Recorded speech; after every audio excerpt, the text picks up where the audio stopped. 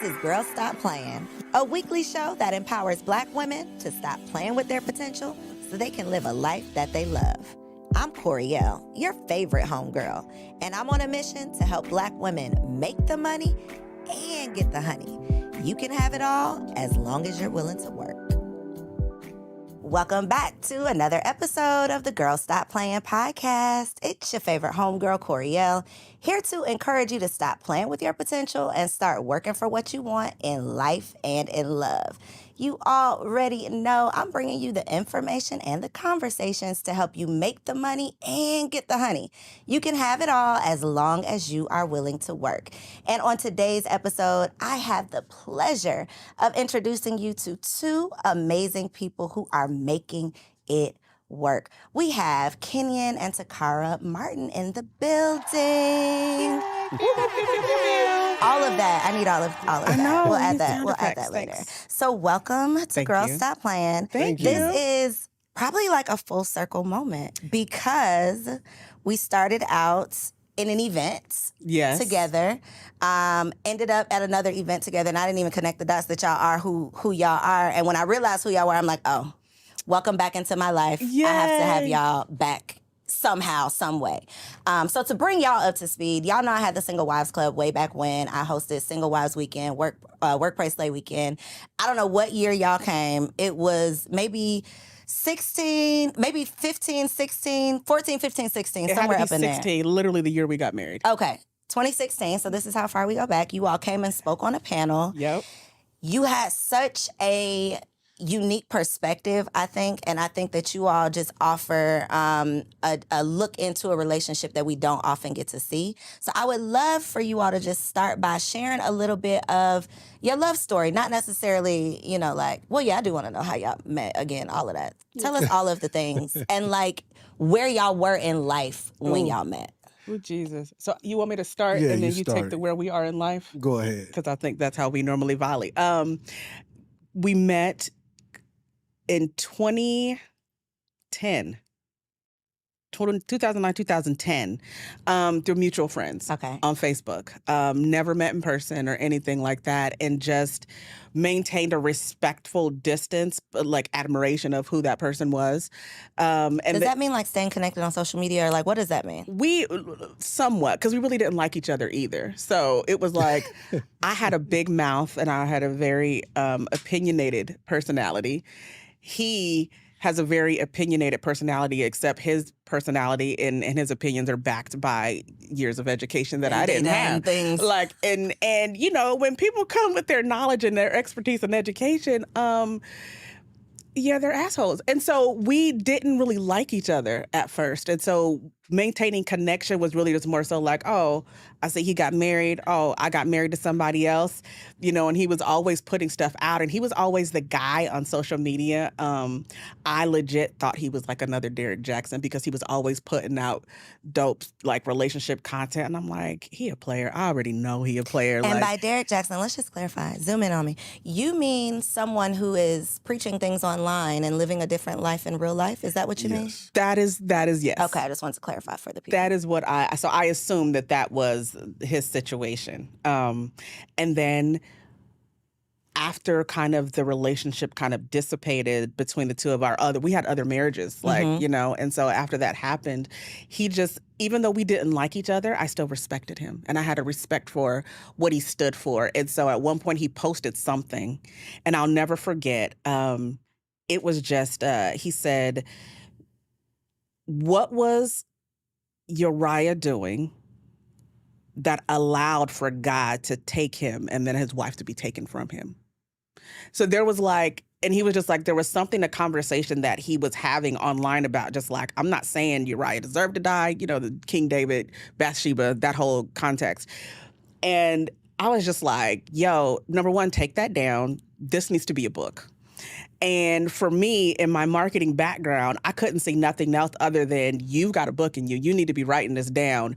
Take this down for somebody to steal your stuff. And even if we don't like each other, let's work together from a marketing branding perspective because I love what you do.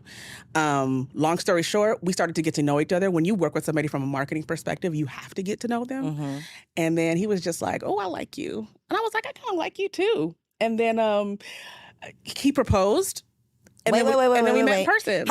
I'm sorry. Okay. I love doing that to people. I'm like, yeah, because I was about to back you up and you like, no, this is the order of operations. What? Yep. Yeah. No, ma'am. Take us back. How? Y'all decided y'all liked each other. Yeah. And then he decided he liked you enough. There was obviously there was stuff in between there. I was going through a lot of stuff emotionally. I was going through stuff with my church at the time, with my ex-husband at the time, like all that stuff. And I was pretty much just like done with relationships. And I'll say this last part because he can take over.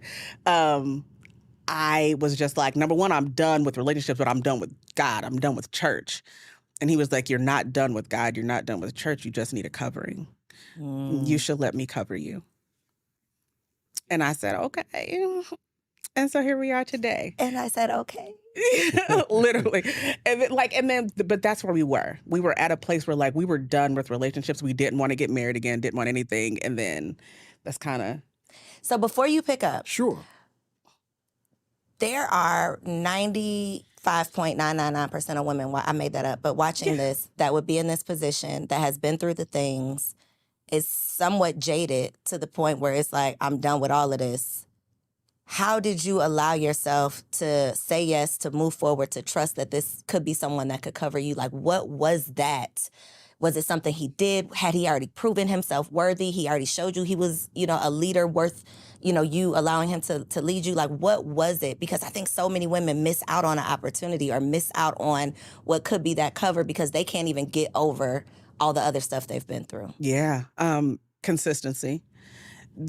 He's always been consistent in who he is. Even from the time where we weren't dating, we didn't know each other. For instance, there will be times where even today, we'll get a Facebook post memory of something that he said long before he ever met me. And he said it again years later, and he just forgets that he said the same thing. Mm-hmm. And so it's one of those things like, that's who he is. He was consistent all the way through everything. And that allowed me the ability to let my walls down and to feel safe there.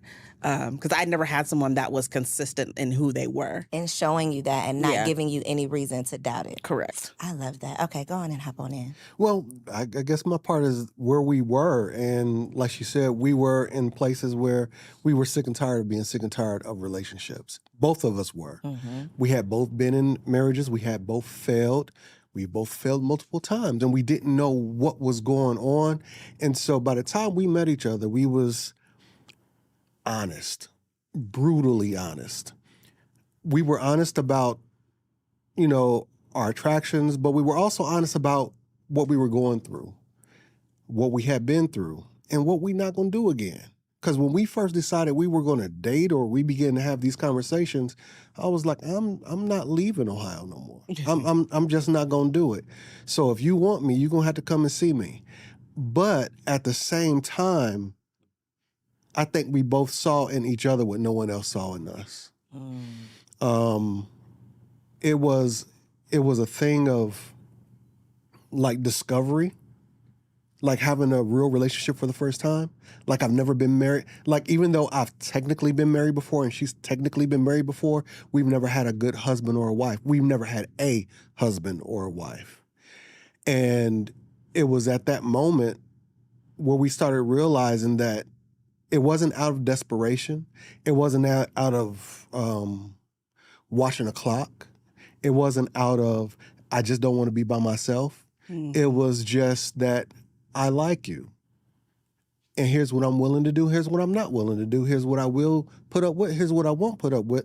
But at the same time, let's open up and see if what we've been building is real. Mm-hmm. You see what I'm saying? And the willingness to do that, because both of you have been through your own things. Yeah. Both of you, again, were jaded. You had still, no matter how healed or how much on your journey you are towards healing, you still have those things that sneak up that remind you of someone or something, or, that you don't want to repeat. So you are operating with that mindset of, I have to protect myself from doing this thing. And a lot of times that protection builds that wall, and then that keeps us from blessings. And so I love that y'all were able to see something in one another. But I think there's this, I think there's this conversation of not settling, which I 1,000% don't believe anybody should settle for anything less than what they feel they're worthy of. However, I do believe we have to allow for some flexibility. Yeah. So when you said I had this standard, I'm not leaving Ohio, but I'm willing to put in the work. I'm willing to give you some time. I'm willing to see if this is worth me bending a little bit. I think so many times, and we talking to Black women today. Okay. Just to put that out there. Let's do it. A lot of the high achieving, successful Black women that find themselves single, a little bit later in life, I think they hold on to this, well, I'm not going to settle thing, but settling and being flexible are two totally different things. Correct. So could you speak to that woman who could be missing out on what you were willing to just give it a try? See what was there. Be willing to try again for someone who's just taking it off the table. Well, I think that, I'm sorry. No, you go ahead. Go. I think that, number one, risk. In order to find love, you have to risk the opportunity to be vulnerable. And if you're not willing to take a risk, if you're bound by all these walls around you because of risk management, then you're never going to find who you really want because you're trying to lessen the blow of what could happen. You're living a life of catastrophe and catastrophizing every relationship, and you shouldn't do that. Does it take time? Absolutely. But opening up, now when I say risk, I'm not saying roll the dice on just anybody. I'm saying take small steps towards who a person is, trying to understand who they are, but at the same time having a standard of saying that this is or it is not for me, but actually watching them, actually observing them. Like I always say, leadership is demonstrable. A man is going to be what a man is going to be. A woman is going to be what she's going to be in every season. So you need to take some time to watch, but you also have to take the risk to watch too. Yeah. And I think too, for so many of us women, and I always speak to the idea that I grew up in church, right? And so we were basically raised from the crib to be a wife. And a lot of times, not even a lot of times, I'll speak for Takara. When I was dating, when I was single, and even when I was married before, I was dating to be a wife, but I wasn't observing their capability of being a husband at the same time. And so while there were boxes that I wanted checked, there were things that I wanted and required of a man. When I was younger, no, I didn't. I didn't have things I required. I just wanted to be a wife. Let me stop lying. While those things were there, I would literally jump over the observation stuff that he was talking about and just go straight to, oh, he wants to marry me. Let's just get married. And I think when we do that, we start every dating relationship looking to be that person's wife. And then immediately we get turned off when something strikes us because we're already entering into it at a bad place. With the expectation. With the expectation of being somebody's wife. And so for me, and for us and what we started to do, we dated and we literally every step of the way, we gave each other an out. And it was just, hey, he would be upfront and honest. Here's how much money I make. Here's what's this. Here's what I do. I'm upfront and honest. Here's how much money I make. And he was like, you sell drugs? I was like, no. And so like once we had those conversations, we realized that there's so much more that somebody can provide that's beyond money. Absolutely. And so we, for me personally as a woman, earning six figures and doing all that stuff at the time, it was just like, I'm not going to sit here and deny myself the opportunity to experience a love that I've never had before because he doesn't make as much money as me, because he was raised differently than I was, or things like that. And at every checkpoint, we literally just said, are we willing to walk away? And as long as we walked into every situation that we were in together before marriage, because now if you leave and you dead, every situation we walked into, it was just like, once we got here, no questions asked. You can walk away if you want to. If not, let's keep going. Let's ride this, let's train. And I think a lot of that comes from knowing yourselves, knowing your worth. You had already been drugged, okay? Honey. So we're not doing that again. Honey. Thankfully, and this is literally the exact same thing with my husband, we got drugged by other people. So once we got together, we have been doing it. Like, we're not going to do that to each other because we've learned the lessons with other people. And I think if you can learn the lesson from other people and not lead with those lessons that you should have learned, leading into the next relationship, then I think you can grow from that. Because at this point, I'm not dating out of desperation. I'm not asking questions because I want to keep you around. I'm not having uncomfortable conversations. I'm not showing up as my real self. I'm not telling you the truth because I want to be this perfect person who I think you'll want to keep around. I've evolved past that. And I think that you all had also gotten to that place to be mature enough to say, I love you, but you can walk out the door. This is your out. I love you enough to love you without me. I love me enough to not want you here if you don't love me. That is a level of self-awareness and self-love that most people don't get to. That was a prayer that he prayed, honestly, even before we ever met. There would be times where I would go through, my anxiety and stuff like that, and he would sit and pray with me. And that was one of the prayers that I think that sticks out to me as one of the most memorable ones, that he would pray and be like, God, protect her for those who are against her. And if I'm not for her, God, protect her from me. Like, that was a consistent prayer. And I was like, oh, but Lord, let him be for me because I like him. And so, but keep him, please. Yeah, but that was literally a prayer. And I appreciated that. And this self-awareness of, I know I ain't for everybody, is really what kind of drew me into. What was your first husband like? In terms of just, are they similar? Were there similarities? Was he complete opposite? I'm just going with the theory I have here. My first husband was white, so let's start there. Let's start there. Let's start there. Okay, wait, what?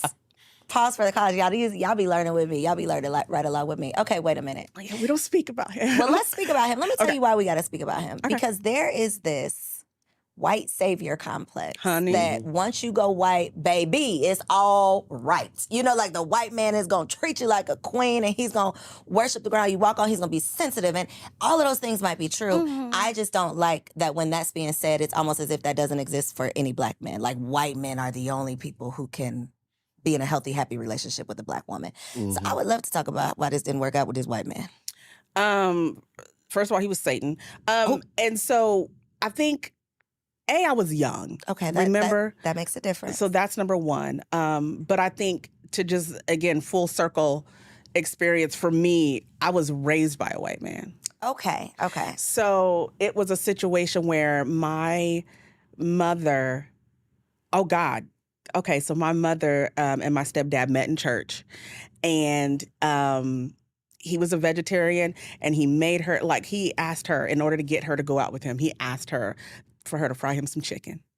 And that he was no longer a vegetarian or a vegan after she fried him her chicken, right? That was their introduction, and he took care of her. She had 3 kids of her own and a nephew that she had adopted from my aunt. And so, she was a single mom raising all of us kids, and this man came in, took care of us, and loved on us. Y'all, my mama went to jail. He took care of us while she did her weekends in jail. He was just the best man. Weekends in jail? Yeah, she did weekends. Wow. Yeah, in California, when the offense is not that harsh, back then, they let you do weekends. They gonna put you on punishment on the weekends. Yeah, on the weekends, so you can take care of your kids during the week. And so he was a real stand-up man. Literally, is the point. Real stand-up man. Mm-hmm. So then fast forward to me being a grown-up and growing up in a very impoverished neighborhood. We were very poor. I didn't see good black men. I didn't. So for me, in my mind, I associated good with white growing up. So that was literally my experience into the church into marriage and seeing that from the church.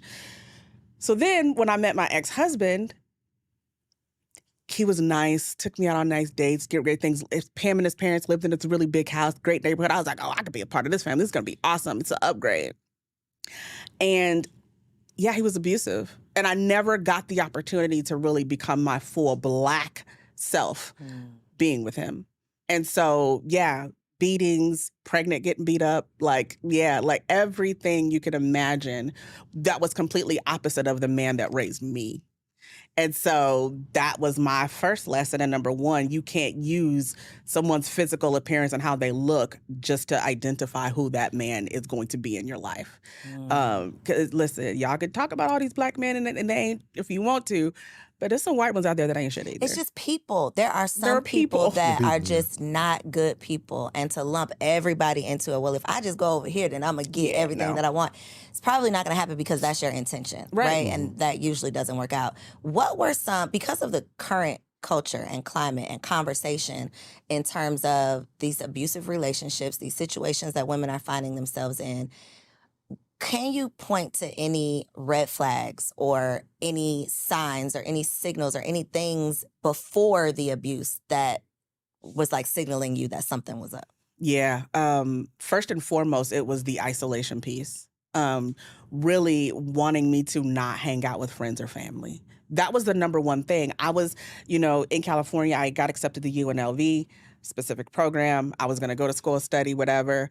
He literally went to my church leaders who were also, that's a whole nother abusive topic as well, went to my church leaders and they basically got in cahoots and kept me from going away to college, that sort of thing. Like it was, yeah. So Was it a cult? I was about pretty to say, much, sounds like a call. pretty much. Yeah. I've had conversations with friends that had to go and like ask the pastor, am I allowed, can I go to college? And some got a yes and some got a no. And their lives literally were determined in that moment by this man's decision. 100%. That is deep. 100%. Yeah, that's another episode because that's deep. Yeah. That is giving, it's a cult. Wow. What were your what are your parents saying during all of this? They were just as much as invested in the church community as I was. But so. did they see any of these red flags, or were My they? stepdad did, actually. He really did. Before he died, like he would be like, listen, y'all gonna go through and let this girl marry this man, fine. He was like, I'll support it, but there's something not right there. My stepdad caught it, first and foremost. Okay. We have to talk about that again. Yeah, sure. How do you date a woman that's been in an abusive relationship? Carefully, very carefully. Because you don't know what to do or what not to do. And let's be honest, I'm, flawed myself. I'm a man myself. I raise my voice. I get boisterous. Men are very physical or can be physical or whatever the case may be. And so now, and you make mistakes, you feel like you got to wrestle the world. So now, when you're talking to a woman who has been abused, you have to begin to understand, number one, you need to be accountable enough to understand that once you choose her, you're responsible for her. That's number one. Then number two, you have to understand that, no, it wasn't you. But if scars are still there, it is up to you to be tender around those scars. And so that was my perspective, especially as she was going through what she was going through with that church at the time when I met her. My whole idea was, okay, we're not going to kick God to the curb, but we could kick these Negroes to the curb. You know what I mean? Because I'm not here for play. I'm here for real. And if I'm going to cover you like clothing, let it be soft on the inside, but keep out everything on the outside, like armor. That's me. And so I want to be where she can lay her head and be comfortable, but anything outside of me gets the business if it comes for her. You see what I'm saying? Standing on business about yours, huh? Baby. Come on now. I love it. And that's important, but you got to be tender. A lot of people think, or a lot of men think, that you have to be this manufactured form of masculine to be attractive, to be a man for a woman, to do this, to do that, to do the other, when all you have to be is life-giving. It's called generative. And if I wasn't there to give her any life, then what am I doing in her life? Period. And so that's where I was, and that's the kind of man who I had to be. What's your advice for women who are rediscovering themselves? Because the woman who you have to be in an abusive relationship, the shell of yourself that you have to become in an abusive relationship versus this that you get to blossom into once you've escaped that and can get back into, settle back into who you truly are, that's a process. Yeah. So being on the other side of that process and not just being on the other side of it like you survived it, you are thriving, right? You weren't jaded so much that you couldn't trust another man. You weren't jaded so much that you could trust him, but then you ruined it. Because we'll do that too. I almost did, yeah. That's a thing. That's a thing. So what is your advice to women who want better, but they need to become better also in order to even entertain better? Well, it is a process. Shameless plug, the soultiesdetox.com is available. We created a process based upon that, to be honest with you. Okay, come on, shameless plug, tell the people. And because it is, I tell people, me and Kenyon's results are not typical. This is not something where you're going to meet the guy, he's going to sweep you off your feet, and y'all just going to be happily ever after for the most part.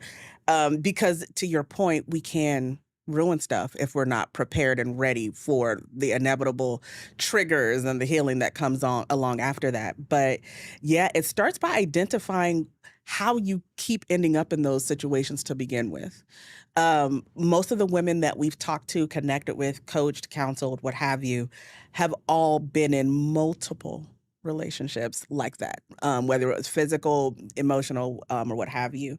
And so the number one thing we had to do was decipher what was it that was leading me into these, what was attracting me to these, because we can't control who we attract, we can't control what we entertain. And so once I got past understanding that, and for me, it was my church upbringing. For me, it was, I got daddy issues too. This is like, I'm a whole 3 different shows. I could be on all your podcasts and talk about something different. So that, the daddy issues, everything. Okay, so there was that. Then it was identifying all of those different people that hurt me throughout that journey and releasing it. Because one of 2 things typically happen when we didn't release those people for real from our lives. One, we inadvertently looked for people just like them in different skin, and we didn't even realize we were chasing those types of things, or we kept going back to that person over and over again. And so it was, identifying and then elimination of those people. I'll save the rest for the book. It's a long, literally 5-week journey that we take people through. And then from that, it was realizing that not everybody who hurt you in your past is a reflection of people who are going to hurt you in the future. And that's the constant work that I'm still doing all the time. We get into it. I have to work myself through mentally a situation where I say, yes, you've experienced this in other relationships before, but what's different now? He's been consistent. He's been secure. He's got other stuff going on right now. You need to have this conversation. You need to communicate. Don't shut down. Don't become passive aggressive. Don't go hide like you used to. Go do that. And I literally have to talk myself through certain situations to make sure that I'm not treating him away simply because I know what I'm feeling in that moment is not from him. It's from somebody else.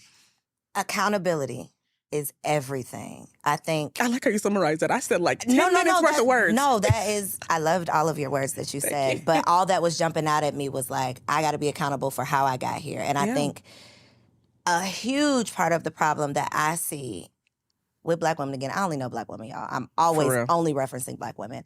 A huge part is that we don't want to take accountability. We get ourselves, not necessarily we get ourselves in these situations because nobody's going out knowingly looking for abusive relationships. But we find ourselves in these situations, and then instead of taking an introspective look and say, okay, what was my point of attraction? What was I thinking? What was my intention? What was I willing to settle for? What was I thinking that I needed? What was I trying to fill a void with? Instead of going through that whole very tough process of doing the self-work and figuring out what is up with this common denominator, we usually don't take accountability. We say, oh, well, he was a bad person, or, I used to blame my mama, and it is still your fault, but I'm working through it, right? Because I think a part of it, too, is we think we get credit for identifying the problem. You get half a point. You don't get the full point unless you bring it back together and actually actively work on fixing that problem. So I don't get to just say, baby, no, I can't have tough conversations with you because I didn't trust my mom. I don't get to use that as an excuse for bad behavior. Yes, I can identify this is the root, but now what am I going to do about it? So I think a lot of times we don't have that accountability, even with ourselves. I'm not even talking about like going to therapy or hiring a coach or taking a class. I'm just talking about with yourself. That's it. We can't even keep it real with ourselves for long enough to realize like it's you that is leading you back here. Now let's figure out what it is, who you are, why you are, how you are, so we can figure out who you need to become. Absolutely. Yeah, I think the problem is that there's a cultural narrative that she's supposed to be found. He's supposed to sweep her off her feet. Right. He's supposed to lead her from there.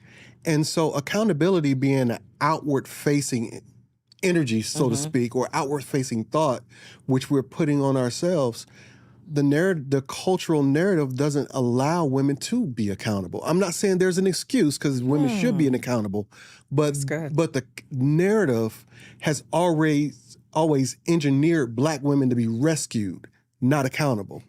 And so the problem is that now when you're looking for who's going to save me, who's going to look out for me, it's you. You have to look out for you. And it's not just by setting these high standards. It's not just by, some meme-esque type of entering into the dating relationship. It's about checking on yourself. Who are you? What are you? What defines you? What hurt you? Have you healed from that? Are you healing from that? Are you healed enough for that to be carrying this on to another man? You see what I'm saying? Go ahead. Yeah, no, I'm just piggyback off because I think too, especially as Black women, we have had to carry so much for so long. Accountability wasn't a problem for us when we had partnership, when we were cooperatively in different things. But I think when we've had to start carrying so much as Black women for so long and we default to a defensive posture, that becomes our norm. Because we're always on the defense. We're always fighting, whether it's work, whether it's the ex, whether it's, anything that's going on in our lives, we're always fighting. And when we're always coming from a defensive posture, there's very little time to take accountability for things. Because once somebody acknowledges a problem, we're just rushing to try to solve the problem. We're not rushing to try to explain the problem. Or explain it and solve it and get through it. Not to say, okay, what in me triggered that? What in me did I do that? And I think I've had to personally do that work to make sure that we get into it and I be going in, and I literally do start explaining stuff, and just go stuff. And he was just like, but are you hearing what I'm saying? What happened? Why are you getting defensive? Just are you telling me what happened? Are you hearing me? Are you understanding me? And I've literally had to continue to go back over and over again and remind myself that this is not an opportunity to be defensive. It's an opportunity to be accountable. And this is not the enemy. Right. That is such a hard part, I think. And I love that you're sharing that. We are madly in love, but I still be going off sometimes. We still be having these moments. It is not just all sunshine and rainbows, and it never 100% is. Sure. But there are so many tough conversations. If you care, if you want this to be a healthy, happy, lifelong thing, there are so many tough conversations that have to be had. And to your point of not just being aware, not just being accountable, but willing to take action, because you could be enlightened and educated all day long. But baby, in the heat of the moment, listen, when I want to shut down and not talk to you for an hour, when I want to be passive aggressive because you should have just knew what it was, I have to check myself. And that is my point. It's even with yourself. Can you be accountable to yourself to say, you know what? In my heart of hearts, I know that you mean me well. If you married or if you're involved with someone who you truly trust, if you've made a good choice, then you should know and feel safe to know that they don't mean you any harm, that they're not just telling you something to hurt you, that, you've said that this is somebody that you're committed to because you trust them. So I think it takes a lot of looking in that mirror and being willing to look without having but, or you didn't do this, or, but I, What about when it's you? hard. It's so hard. Yeah, one of the things he's always said is we're each other's mirrors. And so if my mirror wants to make sure I look good before I step out of that mirror is going to tell me what I need to fix. And I'm going to be offended because I thought I looked good already. Right. I was fine. I was perfect. You don't have to tell me anything. Even though I asked you. Right. But I need you to agree. Shake your head yes. Yeah. Just How do men deal with this? Because it's so hard for me, y'all. I keep saying this, but they be calling me a pick-me on the internet all the time because I don't agree 100% with everything Black women do. Mm-hmm. Yeah, no. And one of the things they do, they be mad at me. I'm not sorry. I'm not really sorry because we got to get it together. Yeah. We all got to get it together. But I talk to Black women. The Black men are not over here, so I'm only talking to y'all. But one of the things that I always hear men say is we can't be honest with women. Y'all really don't want to know the truth. And I just be like, I do want to know the truth. Yeah, tell me the truth. And then I post a clip from my podcast, or I see a clip of a podcast where a man is explaining whatever his truth is, and there's always a rebuttal. There's always a discount to who that man is, what he must not be doing in life, where his perspective is rooted in, discrediting whatever he's saying. This cannot be his reality. The black woman is not the problem. It must be you. How is a man supposed to, like, how are we supposed to bridge this gap? Because we got to communicate. We got to come together at some point. We have to listen to each other at some point.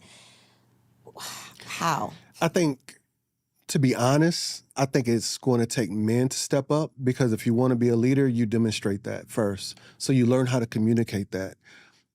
Do black women mess up? Yes, a lot, but you don't have to have fear of being honest. Number one, there is no excuse for not being honest. There's just a way in which you should be honest, right? And then when it comes to women with all the rebuttals, the defensiveness, the argumentativeness, now, granted, because of what I do, I'm able to step back and say, oh, you're afraid to be wrong. You're afraid if you're wrong now, what it meant for you in your past. So there's a lot that's going on there. Every man isn't equipped with that. But you can be equipped with patience. If you want to be in that, venues like this is what's necessary, where we are talking to each other, not at each other. Because the energies can get crossed and you can feel like there's an attack somewhere. How should men deal with this is through patience.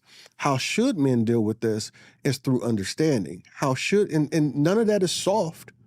All of that is based upon just a human dynamic. Like, that's a woman.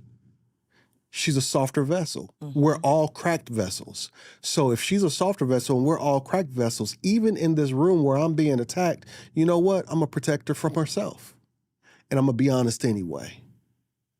And if she can't hear me in that honesty, maybe away from the cameras, I'll pull her to the side and say, hey, listen, this is what I was meaning by that. First of all, are you okay? We have to learn how to be men again. Men that take care of women.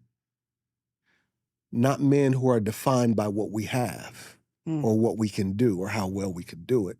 So there are some things on both sides. I think the whole conversation is so nuanced that we get lost in the oversimplicity of do this and this will happen. Yeah. 1 + 1 = 2, and that... Exactly. We walk around with if-then statements, computer language in our head, when really it takes so much more work. That's how we became best of friends, because I was willing to do the work. When I fell in love with her, I was willing to do the work. Does that mean I'm wrong? Does that mean she yells at me? I hope not. She doesn't yell. She does not yell, but she got a mouth though. But we don't get a chance to run into that often. Because, hey, hold up. There's a better way to have this conversation. And guess what? She does the same for me whenever I get, tipped off and I'm tilted and everything is about to go up in smoke. Hey, there's a better way to do this. It's human decency, really. Yeah. I think too, empathy. We, in our book Covered, we talk about like safety, security, trust, empathy. Whenever we've ever dealt with people, couples, whatever, and they're having issues, one or all of those things are missing. And empathy, the way we explained it in our book, is that your ability to sit with somebody and see them from their perspective. And I think a lot of times what we're seeing on the internet, because everybody and their granddad can pick up a mic or a phone and say something, it's one of those things where we're constantly infighting within the Black community, right? And so you don't see it in any other community. It's just us fighting each other and ripping each other down. And honestly, I have to listen to some clips twice before I make an assessment or a judgment, because the first time I have to sit with why it triggered me, why it hit me where it did, like, ouch, was there some truth to that? The second time I listen to it, it's like, okay, I have to evaluate it from their experience. Just because they're saying this from their experience does not mean that it identifies something in me. It just means that that's their experience. And empathy tells you what that experience is, or that they're doing it that way, as opposed to me and myself always, coming from an Being offense. triggered. Yeah, being triggered. Me you're talking about. Yeah. I think, too, one thing that we're missing is just like compassion, kindness. Yeah, girl. Being just like good to each other. Like the men that have sat down here and said something about peace, that this is, one of the things they desire in a wife. And I say peace because that means different things to different people. Mm-hmm. But the way that women roll their eyes when a man says he wants a woman that brings peace, it's like, that's offensive. You want me to bring, you be your own peace. Like, I'm not here to be, that's the attitude that comes behind it. And if I think just over my life and just the relationships that I've seen in the Black community, of course, they haven't always been like loving relationships. Right. Black women are notoriously categorized as having a mouth, waving that hand, talking back, doing all of the things, not being agreeable. Mm-hmm. And I think we have to do a better job of just like being kind to each other. That's one of the things that when I've asked men who date other cultures, white women mainly, they're saying, well, she was nice to me. I came home from work and she just had a smile. She just smiled at me.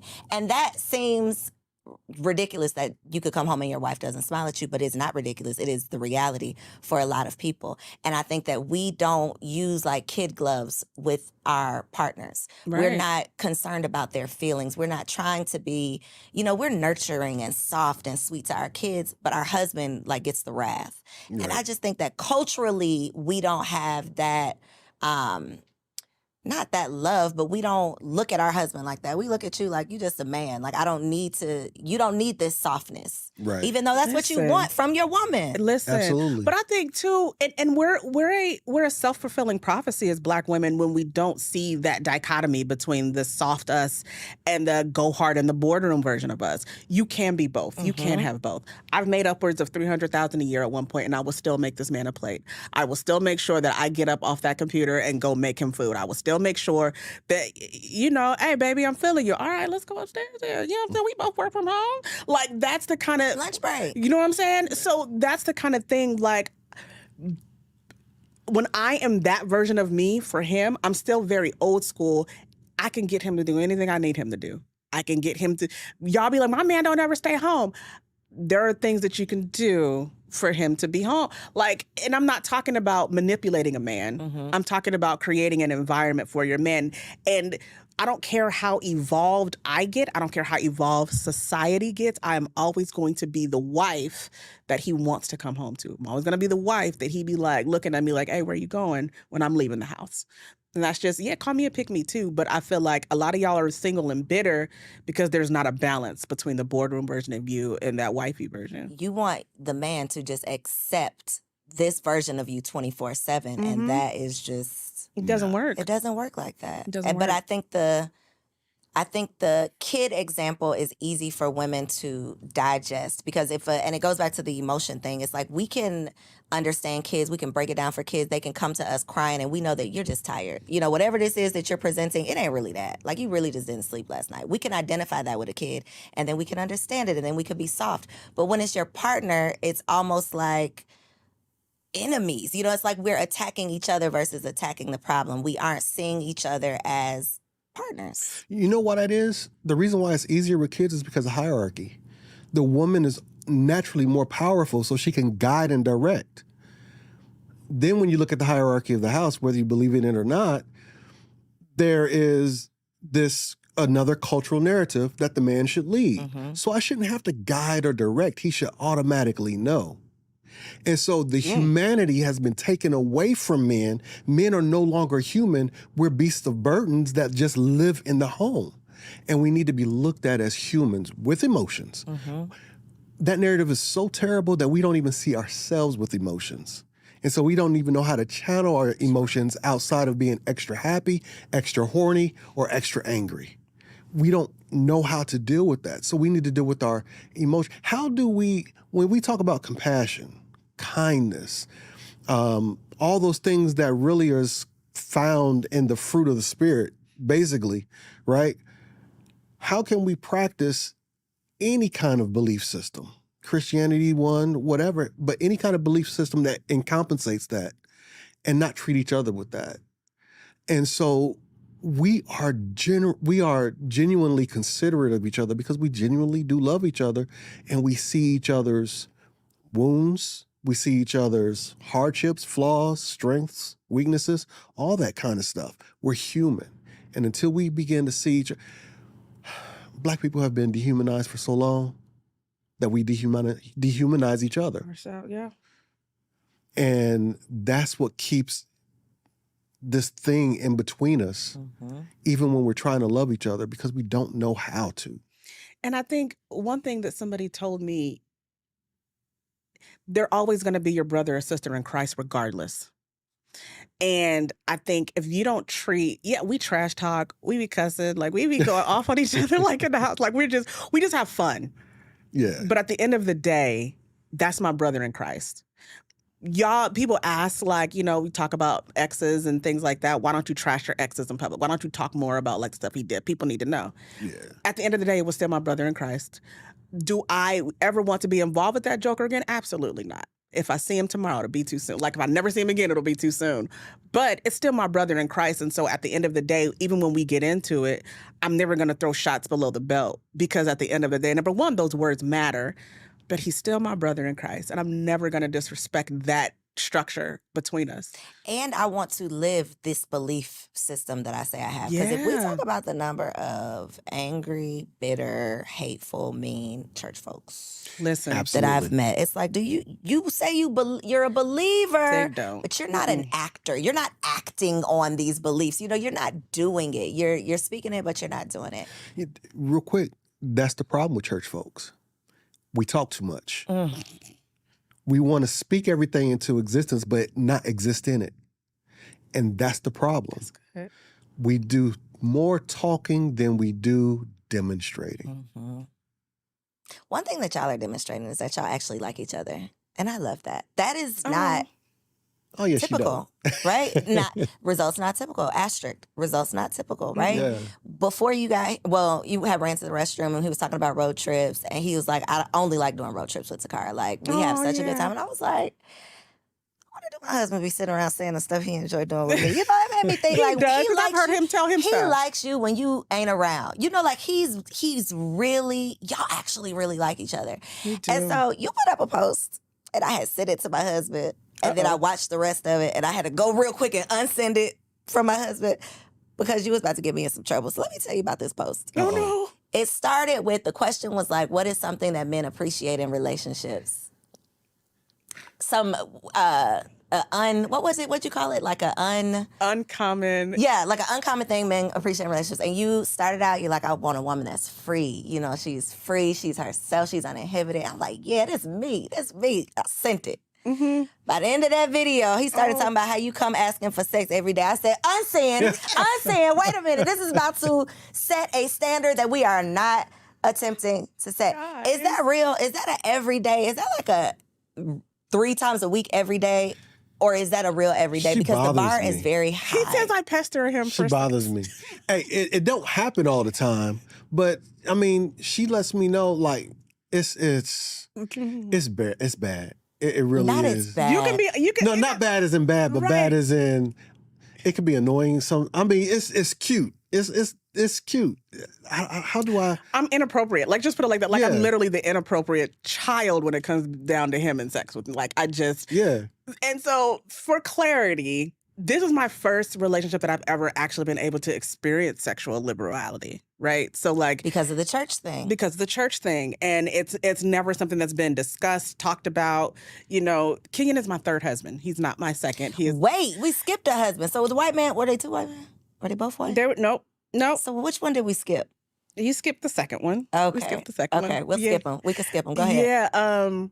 And being married in situations, I was a first lady at one point, and so there was just like I couldn't express myself sexually in that, and God made me nasty, and so I was like, Not I was born this way. I was born this way, like I didn't know what to do, and so for him to invite me, I'm like, because it's his fault. He invited me to be myself sexually with him. He invited me to show up and just learn what I like, you know, in the marriage, sexually, whatever. Like every sex toy I have, he bought.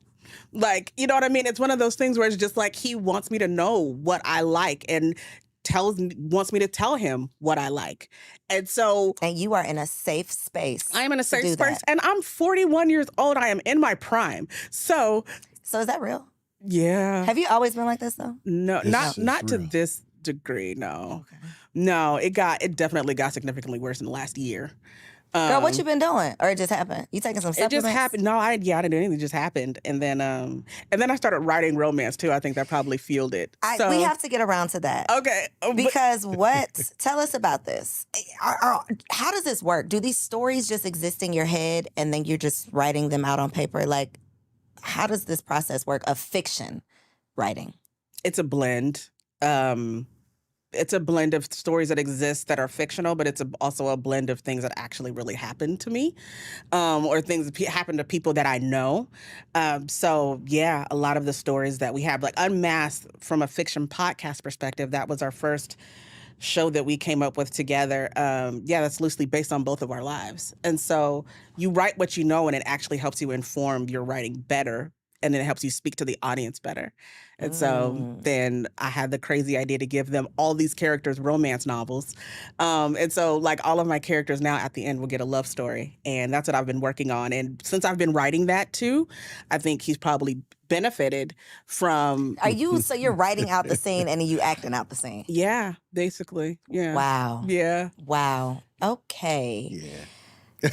I think we're going to drop the mic. I don't want to get myself personally into any more trouble than I already have. You think your husband's going to want you to start chasing him? My husband, we're just figuring it out. We're figuring it out. But you have babies. I think that's different. I have very small children. Yeah, we're empty nesters for the most. You know what I mean? Like our kids live outside of the home.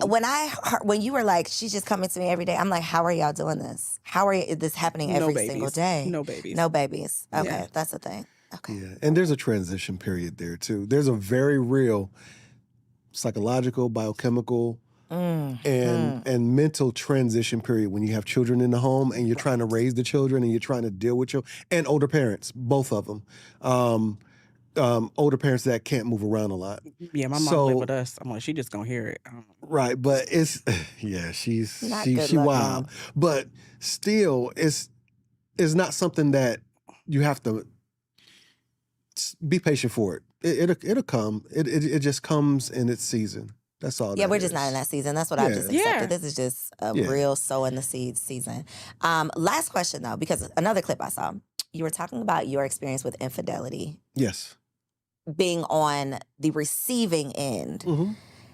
I don't think I've had a man on this couch that talked about being in a relationship and getting cheated on by a woman. Oh yeah. Did you forgive her? Is my first question. Yeah. Not only did I forgive her, I understood her. Did you feel like you were to blame? Partially. Now let's be real about this here. She made the decision. She made the choice. It was a bad decision and a bad choice. And if I'm to be honest, I was going to stay through it, but there were some other decisions that she was making. I was like, you know what? This is indicative of who you are. Pattern. Yes, it's a pattern. So you know what? And I can't live through that. But the other end of that is that men don't talk about it because it makes us seem weak. We have this thing that we say, man, I'll take your girl. Women become objects and property. And men become the stronghold of how do I keep it or do I let it go? Mm-hmm. And so another cultural narrative that we've learned. And so early on in that particular position, I really punished myself because I wasn't strong enough, wasn't man enough, wasn't this enough, wasn't that enough. I didn't do, whatever I wasn't, the not enough syndrome, right? Painful, man. It's painful. And men really do we punish ourselves.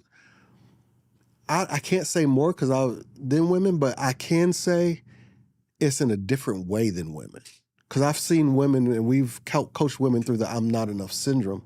But men, it's the kind of DMs and emails I've gotten from men who are straight hurt, struggling, broken down, suicidal. just they can't take that pain.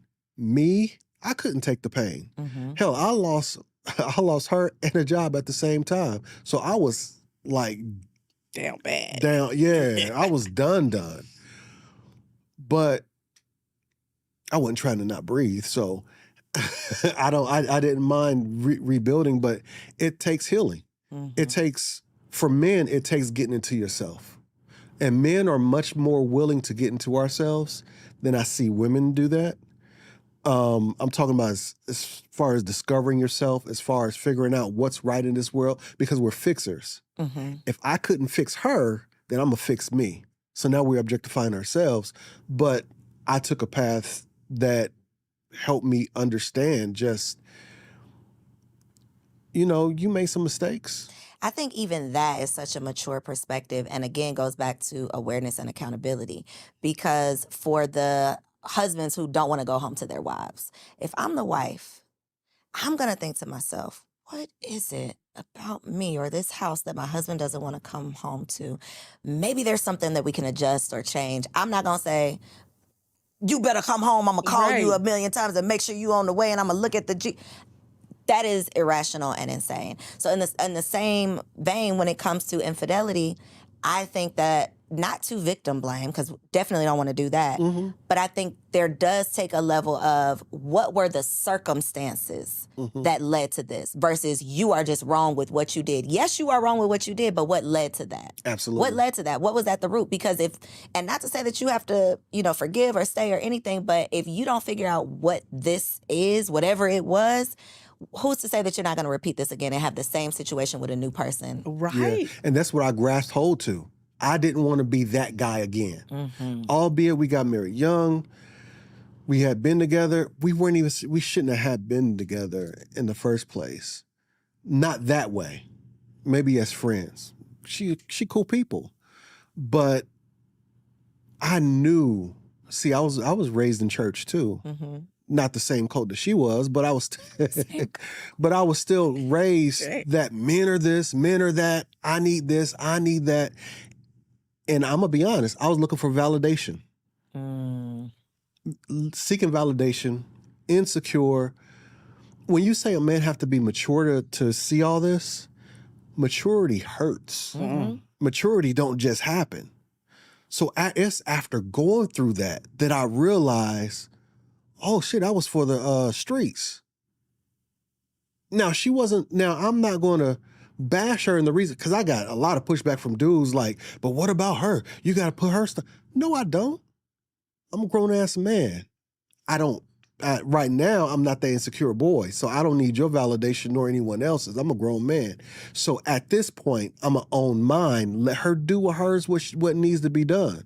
Her and I have had those conversations of, what could I have been better? What could I do better? And stuff like that. So, giving her credit, she's gotten some maturity too, but that stuff comes through pain.